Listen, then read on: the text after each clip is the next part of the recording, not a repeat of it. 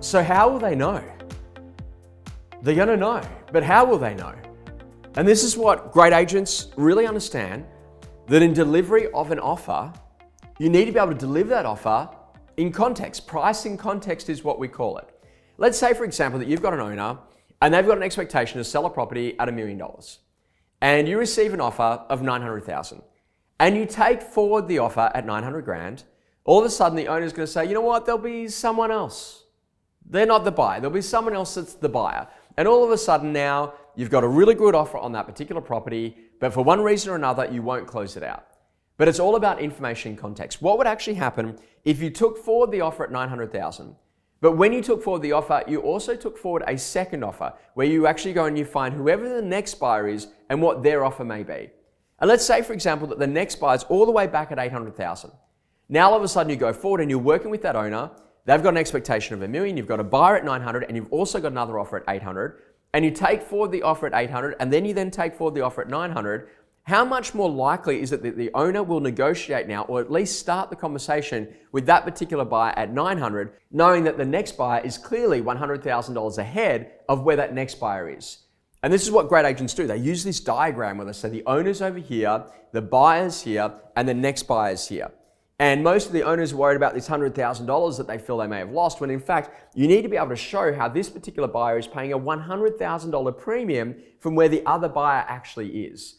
So if you go to show owner and buyer and next buyer on a line of continuum, then all of a sudden they can actually work out, wow, this one's actually pretty good. Now, what is the urgency that's driving that particular buyer to pay the 900? Maybe, for example, they sold their property last weekend. Maybe they've got a job relocation. Maybe they were an underbidder on last weekend's auction. Whatever it is, if we don't treat with this particular buyer, Mr. and Mrs. Owner, it's not that we're just going to lose the 100. We're actually going to end up losing 200 because the next buyer's all the way back here. What we need to start doing as real estate agents is to be able to put information in context, put price in context, to allow people to be able to make better quality decisions. What we find as the market starts to change is all of a sudden A-grade listings sell every day, but C-grade listings, those types of properties that have got structural defects, floor plan issues, maybe challenges about their location, all of those are the properties that all of a sudden we need to get really good in the way that we go to negotiate.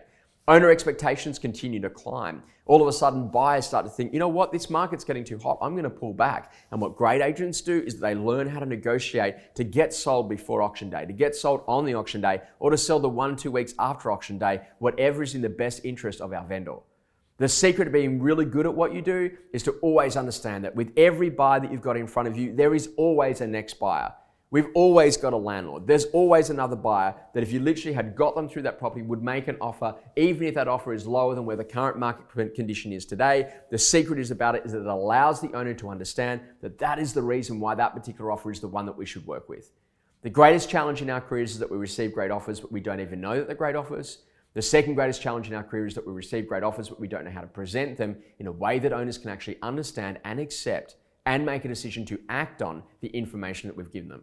Be a better agent. Make sure that you actually present information in context, and make sure that you get really clear about understanding your market dynamics. What are out of line sales? What is actually happening in terms of market trends? How quickly are things moving? So then you can be in a position that you can provide the absolute best advice. Because the agent that provides the best advice is always the one that wins over the long term. Really hope you've enjoyed our coaching tip. We look forward to seeing you next time.